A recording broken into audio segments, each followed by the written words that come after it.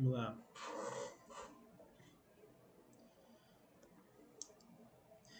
Boa tarde, meu nome é Patrick, sou monitor de concepção e gestação, sou estudante do segundo ano de medicina e vou falar hoje sobre a fisiologia do sistema reprodutor masculino. Essa aula ela é baseada na aula do professor Pablo, nas coisas que ele passou na aula e também na bibliografia do curso. Então, eu gostaria de iniciar falando sobre a anatomia do sistema reprodutor masculino. A gente pode verificar aqui essa anatomia de superfície. Aqui tem a região do pênis. Aqui a gente pode verificar o escroto. Mas para a gente visualizar bem as estruturas do sistema reprodutor masculino, serve muito mais aqui um corte sagital, onde a gente consegue visualizar as estruturas internas. Então, para a gente relembrar essas estruturas, eu gostaria de nomear elas seguindo então a sequência com que os espermatozoides eles são expelidos pela ejaculação. Então, iniciando aqui pelo escroto, nós temos dentro do escroto os testículos. Dentro desses testículos tem os túbulos seminíferos, que então produzem os espermatozoides, que então fluem e são armazenados aqui no epidídimo, essa área aqui. Após serem armazenados no epidídimo, os espermatozoides então eles passam pelos ductos deferentes, que é essa região aqui.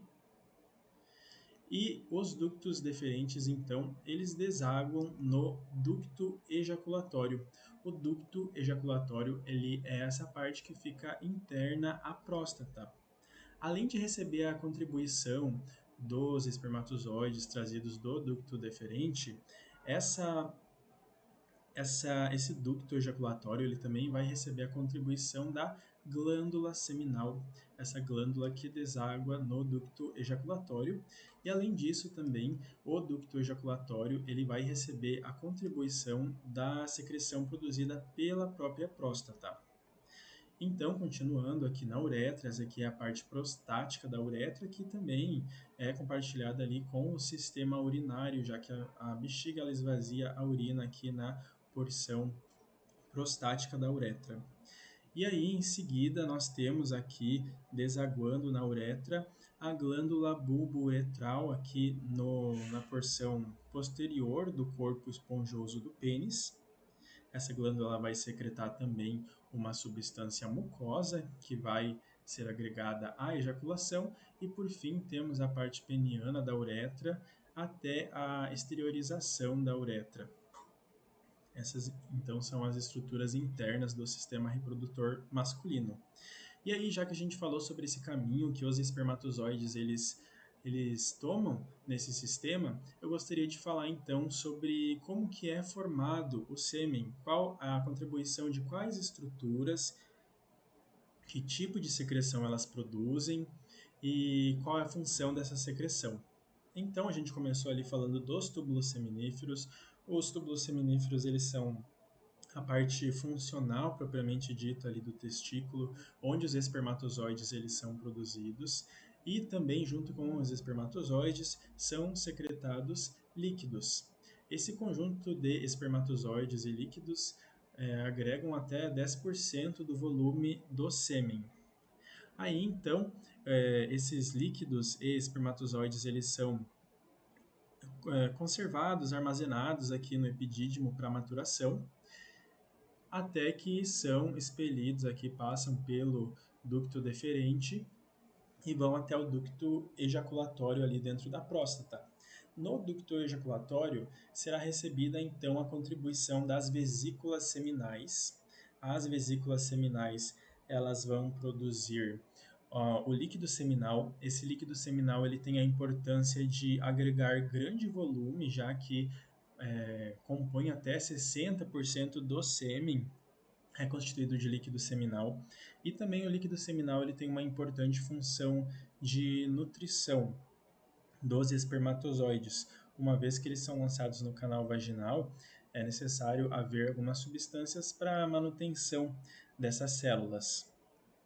Além disso, também ali no ducto ejaculatório ocorre a secreção do líquido prostático. que é os líquidos produzidos pela próstata, que compõem até 30% do volume do sêmen. E o líquido prostático ele tem uma importante função de contribuir com a neutralização do pH do sêmen, uma vez que todos esses outros fluidos que foram citados, os líquidos produzidos nos túbulos seminíferos, o líquido seminal, eles são levemente ácidos. E a vagina também, o canal vaginal, é ácido. Desse modo, para que esses espermatozoides não sofram com toda essa acidez e não morram, é necessário haver uma substância que neutralize, e essa é propriamente a função do líquido prostático, que, ao interagir com os demais constituintes do sêmen, aumenta o pH para cerca de 7,5, deixando então o sêmen levemente alcalino. Passando então à próstata, temos as glândulas bulbouretrais. Essas glândulas elas produzem uma secreção mucosa que é muito importante para lubrificação da uretra.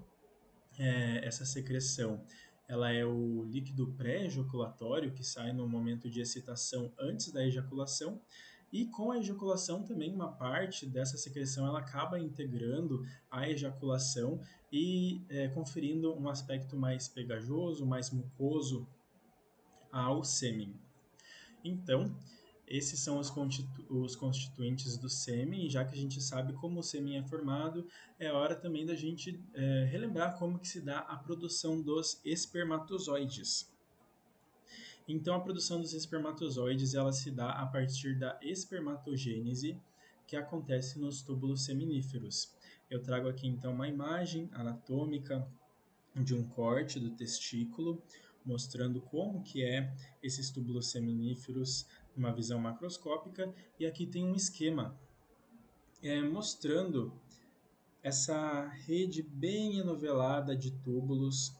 Os túbulos seminíferos eles são separados por septos, e aí em cada seção dessas pode ter de 1 a 4 túbulos seminíferos. Eles têm um comprimento longo, apesar de ter um calibre muito fino. Um túbulo seminífero ele pode ter um comprimento de até cerca de meio metro. Só que eles têm um calibre muito fino e são muito enovelados, então tudo isso acaba cabendo ali no testículo. E eles estão todos ligados aqui por essa rede testicular. Uma vez que os espermatozoides eles são produzidos, eles são enviados aqui para a rede testicular e acabam fluindo então pelos ductos eferentes até o epidídimo, onde são armazenados. Ali no epidídimo eles completam a sua maturação e também sofrem a ação de enzimas importantes que ajudam também na inibição desses espermatozoides, porque aqui nesse momento, armazenados no epidídimo, eles ainda não estão com toda a sua motilidade desenvolvida. Então, tem muitas enzimas inibitórias agindo sobre a atividade dos espermatozoides para que eles permaneçam conservados. E daí, tendo esse panorama sobre os túbulos seminíferos, gostaria de chamar a atenção, então, para a estrutura microscópica dos túbulos seminíferos. Aqui a gente tem uma representação dos túbulos. Aqui é a parte do túbulo onde são produzidas as células germinativas. Eu só queria avançar aqui para essa imagem histológica, de um corte histológico, em que a gente pode ver que o formato dos túbulos seminíferos justamente um tubo cilíndrico. Aqui a gente vê uma lâmina basal, onde se apoiam então nessa lâmina basal, aqui na região mais próxima dela, as espermatogônias, as células germinativas. E aqui tem então a região intersticial, onde ficam as células intersticiais, também chamadas de células de Leydig. Aqui a gente tem um outro esquema visual, e aí eu trago de volta para cá para gostaria de apresentar a vocês a população desses túbulos seminíferos. Como já citei, aqui no espaço intersticial nós temos as células de Leydig. As células de Leydig elas são importantes, pois realizam a produção de testosterona, aqui a gente tem capilares, aqui a gente tem, abaixo da lâmina basal, células mioides. Células mioides são células com propriedades contráteis e elas são importantes de estarem aqui porque como é um tubo e que produz espermatozoides e esses espermatozoides precisam em algum momento serem levados ali para os tubos mais distais, então a contração dessas células acaba ajudando essa movimentação. Acima da lâmina basal, a gente tem as espermatogônias. As espermatogônias, elas são as células germinativas não diferenciadas. Essas células germinativas, elas ficam aderidas à lâmina basal até que ocorra um evento em que alguma delas resolva se diferenciar. Então, ela se transforma em um espermatócito primário. O espermatócito primário ele entra então na meiose e sofre todas aquelas transformações para enfim se tornar um espermatozoide. O espermatócito primário ele passa para um espermatócito secundário, depois ele se transforma numa espermátide e por fim se transforma em um espermatozoide. E no meio de todas essas células, dessas espermatogônias, espermatozoides, existem essas grandes células aqui, dendríticas, cheias de bracinhos, que são as células de Sertoli. As células de Sertoli, elas existem aqui no meio das outras porque elas têm a importante função de nutrir todo esse processo de divisão celular aqui que está ocorrendo no lúmen dos ductos seminíferos e também de nutrir, de dar suporte e também de isolar essas células do meio circundante. Por quê? Essas células em divisão meiótica, elas não são reconhecidas pelo sistema imune no momento em que elas estão sofrendo essa divisão meiótica. De modo que, se não houver um isolamento realizado pelas células de Sertoli, as células germinativas elas podem acabar sendo atacadas e a espermatogênese pode acabar sendo comprometida. Desse modo, a célula de Sertoli ela forma a chamada barreira hematotesticular.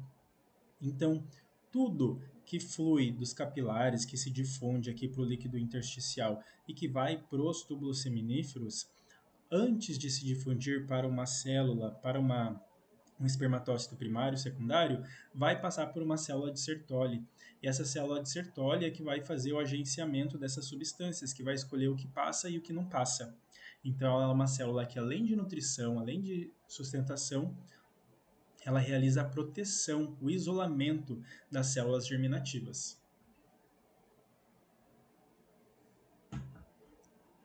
Então, aqui tem um resumo dessa população, as espermatogônias, as células de Sertoli e as células de Leydig, que, como já citei, produzem a testosterona. Aqui tem um outro esquema mostrando todas essas células. Aqui só não tem as células de Leydig, mas aqui tem as células mioides, aqui tem as espermatogônias aderidas à lâmina basal, a célula de Sertoli realizando a sustentação e o isolamento desses espermatócitos em diferenciação, os primários, secundários, as espermátides e, por fim, os espermatozoides. E aqui é o lúmen dos túbulos seminíferos. A célula de Sertoli, essa que realiza o isolamento, ela é uma célula sensível à variação de temperatura. Ela precisa estar em uma temperatura 2 graus abaixo do restante do corpo. Os testículos eles precisam estar 2 graus abaixo da temperatura corporal para que essas células de Sertoli tenham a capacidade de realizar as suas funções. Por isso, existem mecanismos termorreguladores que garantem que a temperatura dos testículos estejam nesses 2 graus abaixo do restante do corpo. Para citar esses mecanismos reguladores, nós temos aqui primeiramente o plexo pampiniforme. O que é esse plexo pampiniforme? A gente tem aqui, vindo da circulação sistêmica e irrigando esse testículo, a artéria testicular. Essa artéria testicular, ela vai até o testículo e na hora de voltar, de fazer o retorno venoso dessa circulação, a gente tem um plexo pampiniforme que é uma rede muito anastomosada de veias. que fazem esse sangue ele fluir de volta para a circulação sistêmica, porém ele flui, essas veias elas fluem envolvendo essa artéria testicular, fazendo com que haja uma troca de calor, fazendo com que haja redução da temperatura na artéria testicular. À medida que ela avança em direção ao testículo, o calor dela é roubado, fazendo com que o sangue que chegue ao testículo tenha uma menor temperatura. Além disso, existe ainda um outro mecanismo. É um mecanismo muscular de termorregulação. Existe o músculo cremaster, que é esse músculo que a gente está vendo aqui nesse corte, que ele é um músculo que ele tem a capacidade de contrair e de relaxar, levando, quando da contração, os testículos mais próximos ao corpo e quando do relaxamento, os testículos mais longe do corpo. O objetivo de trazer os testículos mais próximo ao corpo é de conservar a temperatura, e quando ocorre o relaxamento desse músculo, e os testículos se afastam do corpo, é para que haja uma maior troca de temperatura com o ambiente, para que fique mais fresco. Então, assim, usando esses dois mecanismos, tanto a refrigeração promovida pelo plexo pampiniforme, quanto a contração e relaxamento da bolsa escrotal, então o testículo consegue manter a sua temperatura naqueles 2 graus abaixo, conforme necessário para o seu correto funcionamento. Além disso, também tem um tecido conjuntivo aqui, chamado túnica dartos, que ele possui células de músculo liso. E essas células de músculo liso, quando elas se contraem, elas geram o enrugamento da pele do, da bolsa escrotal. E daí, ainda nesse tema da termorregulação, é interessante comentarmos sobre o desenvolvimento dos testículos. Ele se dá na cavidade abdominal. Aqui a gente tem a representação de uma criança com 8 semanas de vida, em que as suas gônadas elas estão interiorizadas aqui na sua região abdominal. Com 11 semanas, há um maior desenvolvimento das gônadas, mas elas ainda estão aqui na região abdominal. Daí, partindo para 4 meses, tem um maior desenvolvimento, e ali por fim, aos 8 meses, a gente vê que os testículos eles avançam bem mais em direção à região pélvica. Porém, nesse momento ainda não houve a saída, a descida total desse testículo. E o objetivo com a completude do desenvolvimento é que os testículos eles sejam exteriorizados, eles precisam ser exteriorizados. E quando ocorre falha na exteriorização dos testículos, isso se constitui numa condição chamada de criptorquidia. É uma condição que gera prejuízos se não for tratada, uma vez que a retenção dos testículos aqui na cavidade abdominal aumenta a predisposição para o desenvolvimento de câncer de testículo, além de atrapalhar na espermatogênese. Como eu falei, os testículos eles demandam para o seu correto funcionamento ter uma temperatura 2 graus abaixo do restante do corpo. E se eles não são exteriorizados, eles não conseguem manter essa temperatura menor, o que acaba podendo gerar infertilidade. Portanto, essa condição ela precisa ser resolvida para não gerar maiores transtornos, como esse risco aumentado de câncer e também infertilidade. E daí, já comentei ali sobre as alterações que acontecem na espermatogênese, mas eu queria chamar a atenção novamente sobre o que acontece. Então, a gente tem primeiro uma espermatogônia, que é uma célula germinativa indiferenciada, que fica lá na lâmina basal dos túbulos seminíferos. Essa espermatogônia, ela aumenta de tamanho, ela sofre algumas alterações e ela se transforma num espermatócito primário.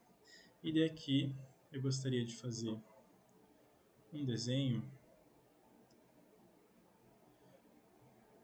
para a gente acompanhar essas alterações que acontecem. Então eu vou desenhar aqui a representação de um espermatócito primário. O espermatócito primário, ele é a célula que vai entrar na meiose. Eu estou desenhando esse espermatócito primário aqui com 2 cromossomos, cada um com 2 cromátides, para representar uma célula que é diploide 2N. Tem 46 cromossomos. Esse espermatócito primário, ele vai entrar na meiose, ele vai se dividir em 2 células. Cada uma delas é um espermatócito secundário. Nesse momento, aqueles 23 pares de cromossomos vão se dividir, de modo que uma unidade vai para uma célula e a outra unidade vai para outra célula. Essas células, então, esses espermatócitos secundários, eles são células haploides. Tem só 23 cromossomos. E esses cromossomos, eles ainda têm as suas 2 cromátides. Até que acontece uma nova divisão, cada um desses espermatócitos secundários se transforma em espermátides, e na formação das espermátides ocorre a separação das cromátides.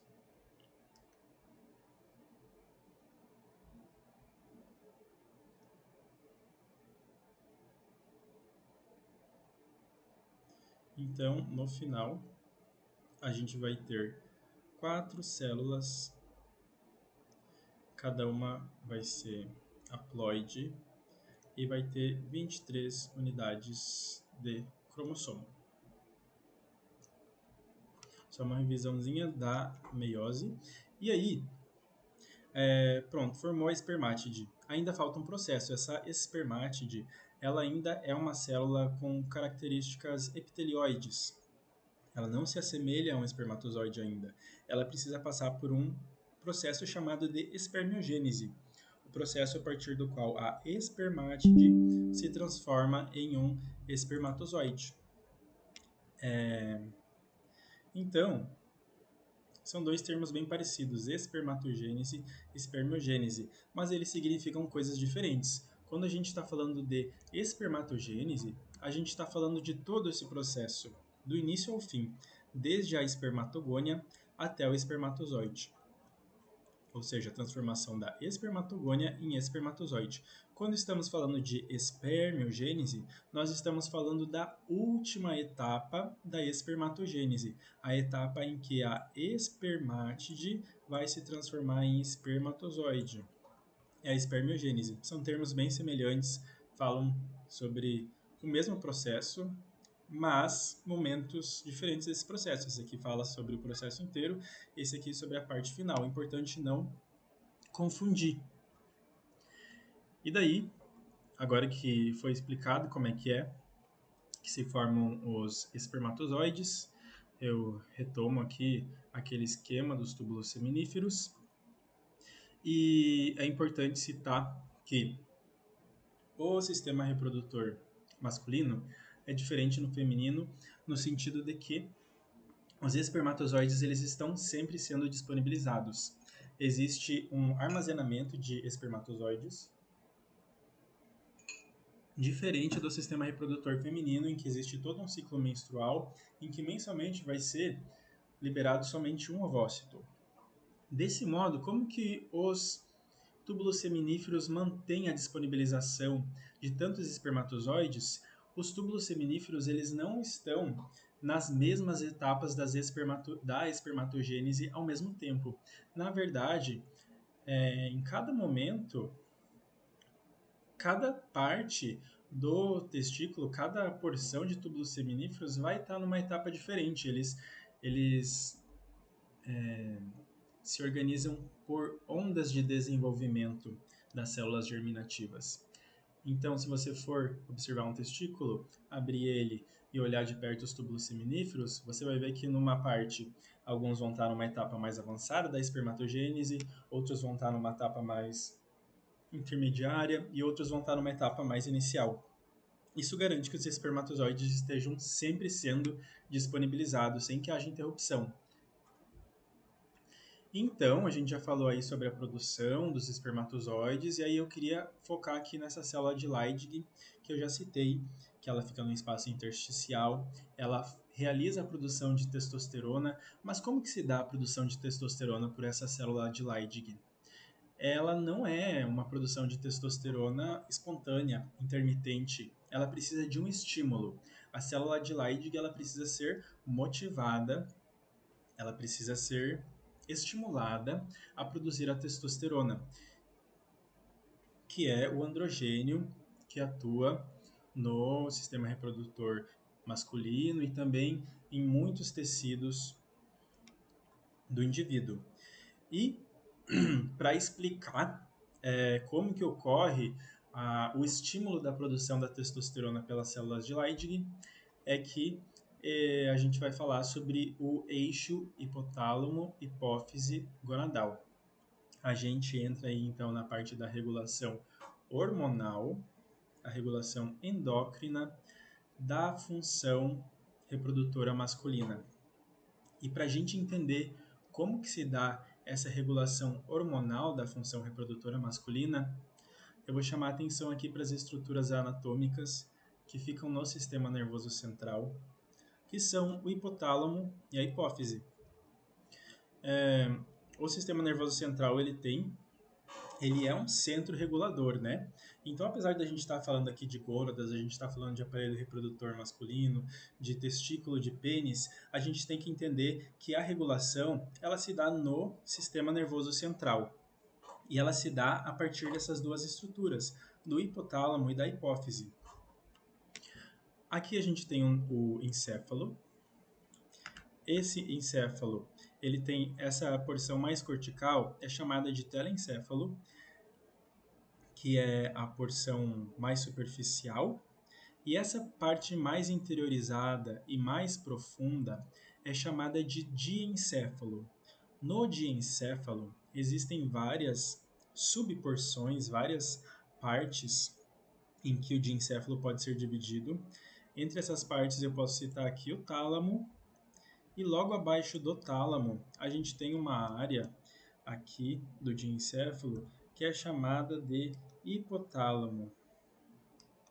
O hipotálamo é essa região aqui.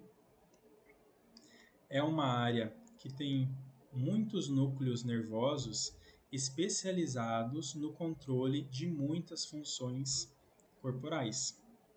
E o hipotálamo ele não age sozinho, ele age em parceria com a hipófise, que é essa glândula que fica aqui ligada a ele. Então aqui eu vou mostrar uma outra imagem mais de perto. Então, como eu falei, aqui em cima a gente tem o tálamo. E aqui, logo abaixo do tálamo, nós temos a região conhecida como hipotálamo. Aqui no hipotálamo estão representados alguns núcleos hipotalâmicos. Esses núcleos seriam regiões especializadas na secreção, no controle de certas funções. São produzidos aqui neurotransmissores, são produzidos hormônios. E aqui logo abaixo está a hipófise, que é uma glândula que é dividida em duas partes. Tem a parte anterior, que é conhecida como adenohipófise, e tem a parte posterior, que é conhecida como neurohipófise. E nós estaremos interessados nesse momento na hipófise anterior. Por que a gente está interessado? Porque é o seguinte, para controle da função reprodutiva masculina, é muito importante o hipotálamo e a hipófise, porque aqui no hipotálamo ele produz uma substância chamada de GnRH, que é um hormônio liberador. Por que hormônio liberador? Porque o hipotálamo ele produz esse hormônio e ele secreta esse hormônio aqui na circulação. Essa circulação esses capilares que tem aqui no hipotálamo, eles vão e desagam diretamente na hipófise. Então, aqui na hipófise, como ela é uma glândula, tem várias células glandulares que absorvem esse GNRH, e a absorção desse GNRH estimula a liberação de outros dois hormônios pela hipófise anterior, que é o LH e o FSH, o famoso hormônio luteinizante e o hormônio folículo estimulante. Como que se dá essa comunicação aqui, hipotálamo e hipófise? Bom, tem um sistema chamado sistema porta-hipotálamo-hipofisário, que é uma rede de vasos em série. Então aqui tem capilares sanguíneos que nos quais o hipotálamo secreta substâncias, secreta diretamente aqui nessa rede de capilares, e essa rede de capilares conversa diretamente com uma outra rede de capilares que existe aqui na hipófise. Por isso que é um sistema porta. Um sistema porta é um sistema que conecta duas redes de capilares em série, sem passar pelo coração. Aqui tem uma rede de capilares, aqui tem outra rede de capilares. Sistema porta hipotálamo hipofisário. O hipotálamo produz o GNRH. Esse GNRH que ele produz é liberado diretamente aqui nesses capilares. Esses capilares transportam essa molécula diretamente aqui para a circulação da glândula hipófise e estimula as células hipofisárias na produção do LH e do FSH. Tá, a hipófise produziu LH e FSH e onde ela secreta? Na circulação sistêmica. Esse LH e esse FSH circulam por todo o corpo e onde que eles encontram um receptor para agir? Nas gônadas. O LH e o FSH agem nas gônadas. Esse sistema do hipotálamo produzir um hormônio, esse hormônio ir para a hipófise produzir outro hormônio, acontece em muitos outros órgãos do corpo. Acontece na produção da prolactina, que vai influenciar nas glândulas mamárias. Tem a produção também do GH, que influencia no sistema musculoesquelético, o TSH, que influencia na tireoide, etc. Mas a gente está interessado na produção de LH e FSH, que produz efeitos nas gônadas, no ovário e no testículo. Então, esse LH e esse FSH cai na corrente sanguínea, vai até o testículo, e o LH no testículo vai encontrar receptores nas células de Leydig. As células de Leydig, quando mobilizadas pelo LH, vão secretar testosterona, que é o andrógeno masculino. Agora, o FSH vai encontrar receptores nas células de Sertoli, aquelas células que realizam o isolamento e a sustentação dos túbulos seminíferos. E quando o FSH estimula a célula de Sertoli, ele influencia no início da espermatogênese e também no suporte. Quando eu quero dizer no início, é que essa estimulação do FSH, essa estimulação das células de Sertoli pelo FSH, é muito importante na puberdade. Ela que dá o pontapé inicial para que as gônadas passem a produzir os espermatozoides. Sem essa estimulação inicial do FSH, os túbulos seminíferos eles não acordam, eles não passam a produzir os espermatozoides. Então é muito importante tanto para o início na puberdade quanto para a manutenção durante o restante da vida. O FSH vai estimulando as células de Sertoli e vai mantendo essas células ativas e saudáveis para a produção de espermatozoides.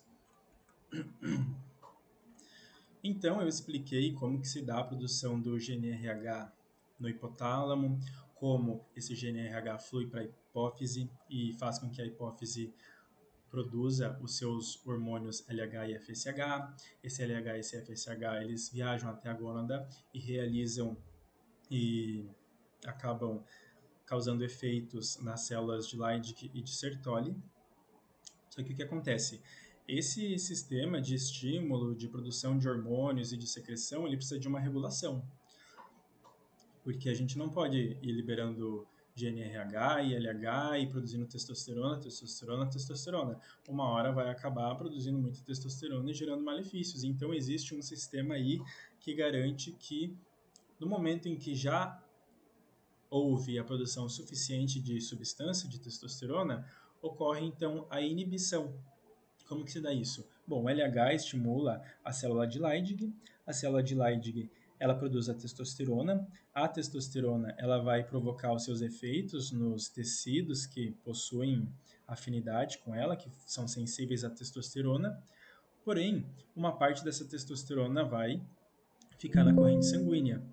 E quando ela atingir a hipófise, ela vai acabar inibindo a secreção do LH, interrompendo então esse estímulo à célula de Leydig.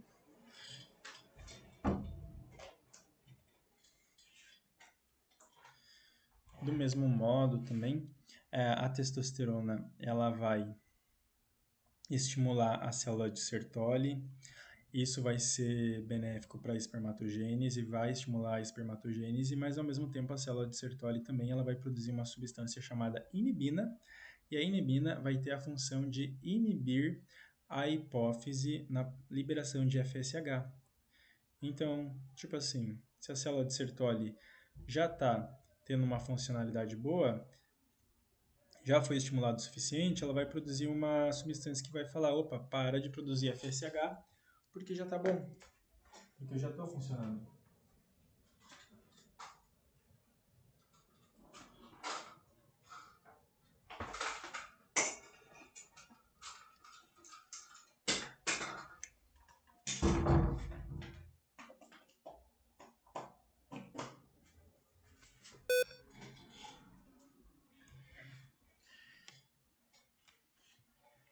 Ainda sobre o GNRH, a disponibilização, a produção dele se dá a partir de pulsos que ocorrem de 60 a 90 minutos, estimulando a liberação pulsátil de LH e FSH. Essa liberação pulsátil, ela faz parte desse mecanismo de estímulo e de inibição. E a produção do GNRH, ela precisa ser pulsátil. Foi comentado na aula pelo professor sobre uma experiência realizada onde se buscou em um indivíduo disponibilizar uma concentração constante de GNRH, rompendo com essa pulsatilidade, fazendo com que houvesse sempre a mesma quantidade sendo disponibilizada. E isso não foi benéfico, isso na verdade causou um efeito inibitório no sistema reprodutor.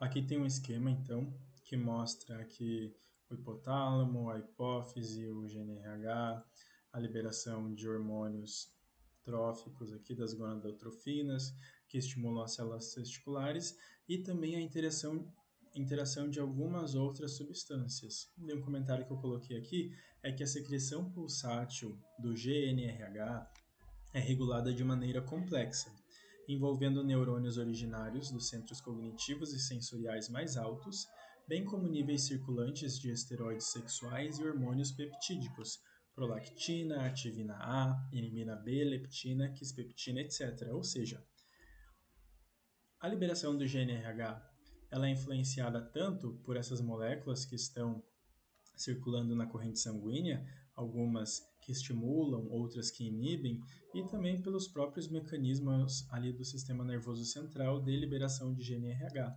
Então, a produção do GNRH responde tanto a níveis superiores de controle encefálico, quanto também responde à concentração de diferentes substâncias inibitórias e estimulatórias.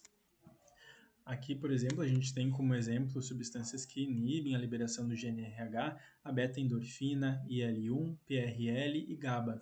E aqui, como substâncias que estimulam a liberação de GNRH, a gente tem a leptina, a quispeptina e a ativina. A leptina ela é um hormônio secretado pelas células dos adipócitos e, portanto, a produção de leptina ela também está relacionada ao equilíbrio energético ali do metabolismo, ou seja, uma pessoa que tem uma ingestão calórica muito grande, uma pessoa com obesidade, ela pode ter uma secreção maior de leptina, o que pode fazer com que o seu com que haja uma maior produção de GNRH. Inclusive, essa maior disponibilização da leptina pode estar relacionada, inclusive, a acontecimento de puberdade precoce. A quispeptina também ela é uma molécula importante porque ela age ali na puberdade, ali no início da alta produção de GNRH no início da adolescência. Então ela ajuda a desencadear todo esse sistema que acaba influindo na maturidade sexual do indivíduo. Aí, queria comentar também sobre a testosterona e o DHT.